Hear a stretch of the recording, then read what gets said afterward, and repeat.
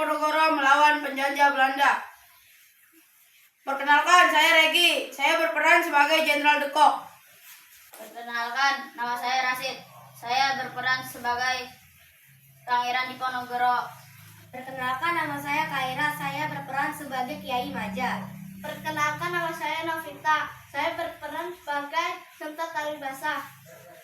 Perkenalkan, nama saya Renzo Nyadro. Saya berperan sebagai prajurit Belanda. Perkenalkan, nama saya Raisa. Saya berperan sebagai prajurit Belanda dan moderator. Pangeran Diponegoro adalah salah satu pahlawan nasional. Beliau adalah putra dari Sultan Hamengkubuwono III dan Raden Ajeng Mangkarawati yang memiliki nama kecil Raden Mas Antawiya yang lahir di Yogyakarta 11 November 1785. Pangeran Diponegoro adalah seorang yang sederhana, patuh, dan taat dalam ilmu agama. Meskipun ia anak seorang bangsawan, beliau selalu bergaul dengan rakyat jelata. Akibat dari penjajahan bangsa Belanda, rakyat semakin menderita dan akhirnya Pangeran Diponegoro tidak bisa diam. Teman-teman, penjajah semakin berkuasa. Kita harus bagaimana, Pangeran? Sepertinya kita harus melakukan perlawanan. Kalau seperti ini terus, rakyat akan semakin menderita. Ya, betul. Rakyat menderita karena pajak yang semakin mahal. Bagaimana kalau kita membuat perlawanan? Saya setuju. Kita harus membuat strategi perlawanan, tetapi tetap harus waspada. Siap, Pangeran. Allahu Akbar. Akhirnya Pangeran Diponegoro melakukan perlawanan dengan mulai menyerang Belanda. Karena Belanda telah memasang tiang-tiang pancang pembangunan jalan melewati rumah, masjid, dan makam leluhur Pangeran Diponegoro. Perang ini disebut Perang Jawa atau Perang Diponegoro pada tahun 1825 sampai 1830.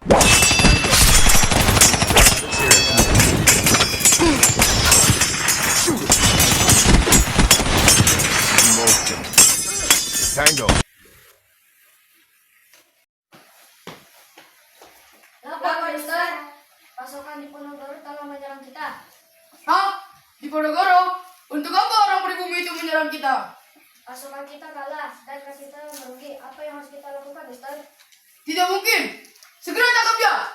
Saya akan memberikan 50.000 gulden bagi orang yang bisa menangkapnya. Siap, Sir.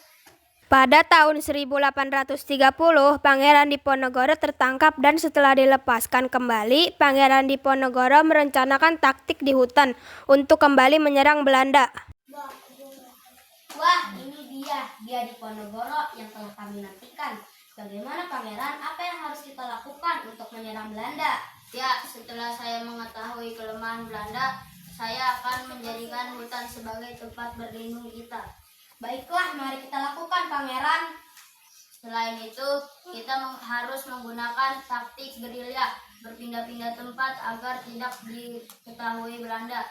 Baiklah, Pangeran, mari kita berjuang melawan Belanda. Allahu Akbar. Akhirnya pasukan Pangeran Diponegoro mendapatkan tempat persembunyiannya di Gua Selangor. Akan tetapi Belanda mengetahui taktik Pangeran Diponegoro. Pada tanggal 28 Maret 1830 diadakan perundingan. Tetapi perundingan itu mengalami kegagalan. Jadi begini, kami mempunyai tawaran. Bagaimana kalau kita melakukan gencatan senjata saja? Tidak bisa. Apa itu gencatan senjata? Kami tidak mau melakukannya. Bagaimana kamu ini? Sudah diberi kemudahan, masih saja tidak mau. Dasar pribumi. Tangkap dia, prajurit. Siap, Sir. Tanah airku tidak kulupakan. Pangeran Diponegoro kemudian ditangkap dan dibawa ke Batavia pada tanggal 3 Mei 1830. Setelah ditangkap, Pangeran Diponegoro dipenjarakan di Manado.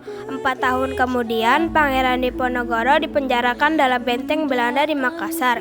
Sampai akhirnya beliau wafat dalam penjara tanggal 8 Januari 1855.